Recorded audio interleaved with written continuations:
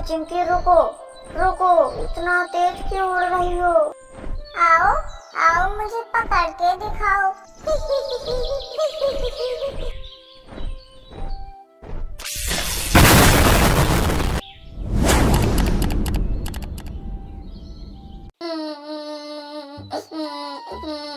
मेरे चिंकी और चिंटू, कहाँ चले गए तुम लोग?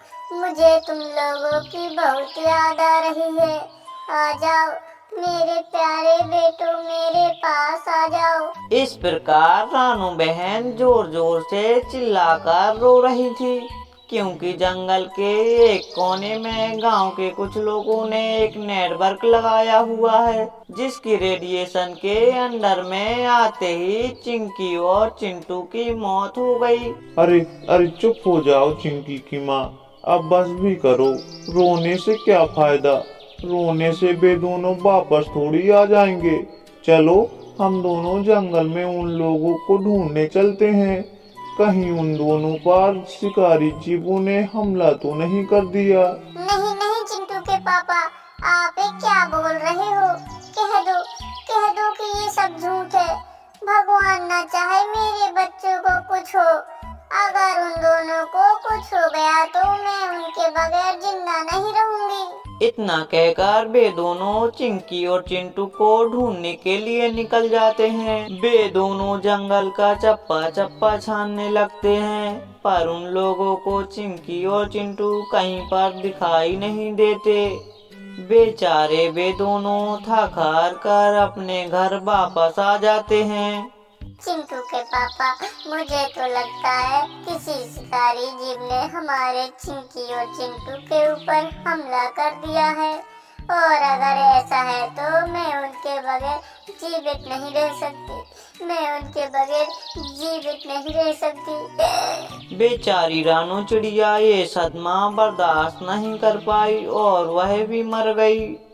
उठो उठो चिंकी की मम्मी, तुम्हें क्या हो गया है? अगर तुम्हें कुछ हो गया तो मेरा क्या होगा?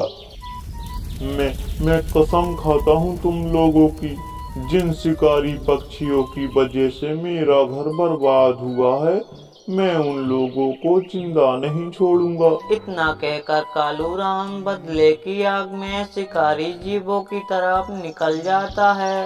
अरे ओ चील, मैं तुझको जीवित नहीं छोड़ूंगा। तेरी वजह से मेरा घर बर्बाद हो गया है। मैं तुझे जान से मार डालूंगा। अरे ओ मंगलुआ, देखो तो कालू राम को कितना फड़फड़ा रहा है। मुझे तो लगता है आज इसकी बीवी बच्चों ने इसकी पिटाई लगाकर घर से बाहर निकाल दिया। हाँ हाँ सरदार, देखो तो आज भगवान हमारे ऊपर कितना मेहरबान है, क्योंकि आज शिकार खुद चलकर हमारे पास आया है। अबे चुप कर, हमारे ऊपर नहीं, मेरे ऊपर है मेहरबान। तुझे इसमें से एक हड्डी भी खाने को नहीं मिलेगी। इतना कहकर चील कालू राम को जान से मार डालता है।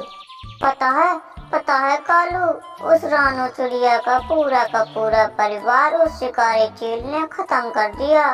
पता है वो शिकारी चील कितना खतरनाक है? हाँ गौरी, शिकारी चील तो बहुत ही खतरनाक है। मैं तो कहता हूँ तुम घर से बाहर ना निकला करो, वरना वो शिकारी चील कहीं तुम्हें ना मार डाले। चुप करो, आए बड़े मुझे जान से मरवाने वाले। गौरी नाम है मेरा। उन शिकारी जीवों की एक मिनट में खटिया खड़ी गोल बिस्तर करवा दूंगी। तुम जानते नहीं हो, मेरे पापा माधवपुर जंगल के जमींदार हैं।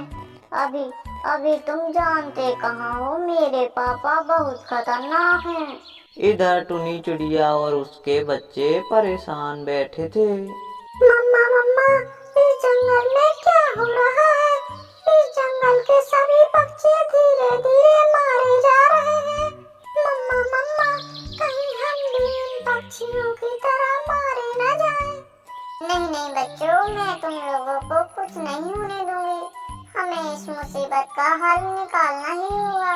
मम्मा, मुझे तो लगता है जब से गांव वालों ने सुंदरवन में वो नेटवर्क लगवा दिया है, तब से जो कोई भी उस नेटवर्क सामने आता है वो मारा जाता है। हमें जंगल के सभी पक्षियों को सूचित करना होगा कि जंगल के सभी पक्षी उड़ने भर से दूर रहें, क्योंकि उसके रेडिएशन से हम पक्षियों की जान जा रही है। हाँ बच्चों, चलो चलो, अभी हम लोग जंगल के सभी पक्षियों को सतर्क कर दे रहे हैं।